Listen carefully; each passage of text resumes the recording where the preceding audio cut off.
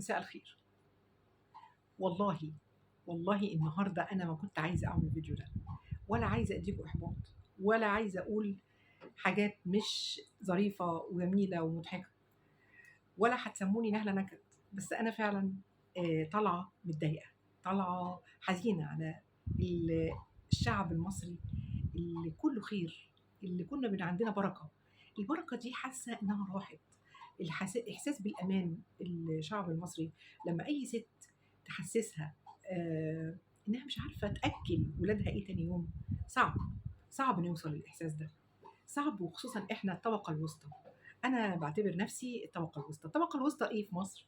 اللي هي بتروح نادي، اللي هي بتودّي ولادها مدارس national وinternational، بتعيش حياة متوسطة، ما هياش حياة عالية ولا حياة منخفضة. فإحنا طبيعيين جدًا، عايزين نعيش حياتنا الحياة الطبيعية جدًا. الشعب المصري ياما كان ورا سيادة الرئيس، ياما استحملنا وهنستحمل، لكن يبقى عندنا بادرة أمل، عندنا إحساس بالأمان اللي بدأنا نفقده. أنا هافقد الأمان لمّا أنزل أشتري حاجة لولادي تاني يوم ومش لاقية معايا، لمّا أحس إن كل حاجة غالية سعرها غالي عن اللي في إيدي، أحس بعدم أمان، أحس إيه ده، ده في معدل حصل يعني زي نطّت الأسعار لمرحلة أنت مش قادر تسيطر عليها، أنت مش قادر تكمّل. يعني هل بقى إحنا هنبقى مثلًا من الناس المعدومة، هننزل ناس المنخفضة والّا إيه بالضبط في الحالة دي؟ يعني إحنا دلوقتي عشان ننزل نجيب كيلو سَلطة من كل حاجة، طبق سَلطة مثلًا، كيلو بصل، البصل اللي بقى ب35 جنيه، 35 جنيه، اللي كنا بنجيب ال10 كيلو ب50 جنيه، 10 كيلو ب50 جنيه. أنتم شوفوا قد إيه السعر نَط، قد إيه إحنا كنا يعني عندنا رفاهية، كانت دي رفاهية بصراحة للشعب المصري.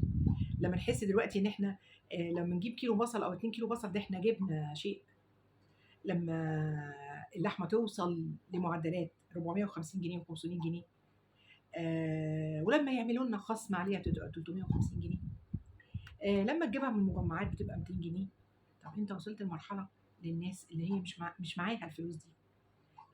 أنا معايا مرتبي وجوزي معاه مرتبه وبنحطه وبنعمل لينا ميزانية، الميزانية دي عدِّت، يبقى هنأكّل. في ناس يقول لك أنا بأكّل ولادي، على فكرة ناس محترمة أوي، الجنيحة، الفرخة بتتقسّم على 6، 7، يعني بقى في آآ قُلنا معلش، في إحساس بالمسؤولية، لازم نُقف ورا اللي بندعمه واللي ربنا يوفقه، مشاكله كتيرة. الحكومة هي اللي عايزة تفسد الجمال اللي أنت بتعمله يا سيادة الريس. التموين لازم يبقى في حد يشوف إيه وزارة التموين اللي بتعمله فينا. أنا عايزة أعرف مين المسؤول في الجمعيات التعاونية عن الأسعار، السوبر ماركت لو حصل ونزّلتوا الأسعار 25% وإجبار زي كل دول العالم عملت كده، أنت مش هتحِد دايمًا التاجر شاطر، مش هتحِد منه إلا بقرار من حضرتك.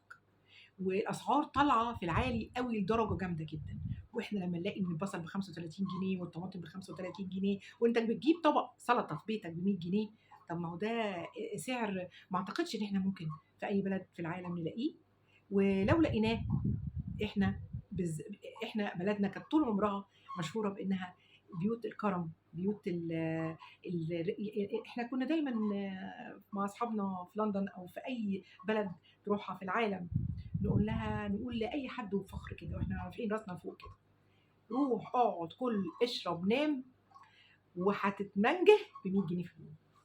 النهارده مش عايزة أقول لهم إن طبق السلطة بس لوحده ب100 جنيه في اليوم. يعني بجد، بجد في أزمة، بجد العالم يعني أنا مش عايزة أقول إن الشعب المصري بدأ فيه تذمُّر، فيه إحساس بعدم الأمان، وعدم الأمان ده لمّا بييجي للشعب المصري بيخوّف، لإن إلا عدم الأمان. طول عمرنا لمّا نتطمن لمّا إيه، إحنا عارفين نودّي ولادنا المدارس، عارفين ن نأكّل ولادنا، لكن لمّا نكون مش عارفين الاتنين دول، يبقى هنا في وقفة، وهنا لازم نراجع نفسينا، ولازم نعرف ان المرتبات لازم تزيد. لازم حلول بقى. لازم نعمل الزام للتجار واللي في السوبر ماركت تنزيل 25% اجباري، عشان التجار مش لاقيين رقيب. التجار كلهم مفيش رقيب للحاله اللي احنا فيها دي. احنا حاله جشع تجار، حاله عدم مراقبه.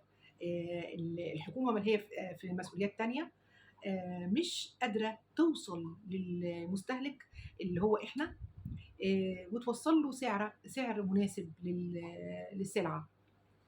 ارجوكوا، يعني انا بحب مصر، وبحب سياده الرئيس، وبحب كل من يدافع عنها، وبدافع عنها وهفضل ادافع عنها العمر كله. لكن لما تيجوا على حقي وحق اولادي واسرتي، واحس اني هنزل لطبقه اخرى، لا هعترض وهقول اسفه، انا استحملت كتير، بس ما اقدرش انزل من طبقتي، ما اقدرش انزل على مستوايا. انا هاجي على نفسي، بس ما اقدرش اجي بلا امل. مفيش امل شايفاه، مفيش احساس ان انا قادره تاني يوم اعيش ولادي. وده احساس صعب جدا لاي ست مصريه ممكن تحس بيه. انا اسفه جدا النهارده الفيديو ده، ربنا يستر عليا فيه، لكن انا كنت لازم اقوله. والسلام عليكم.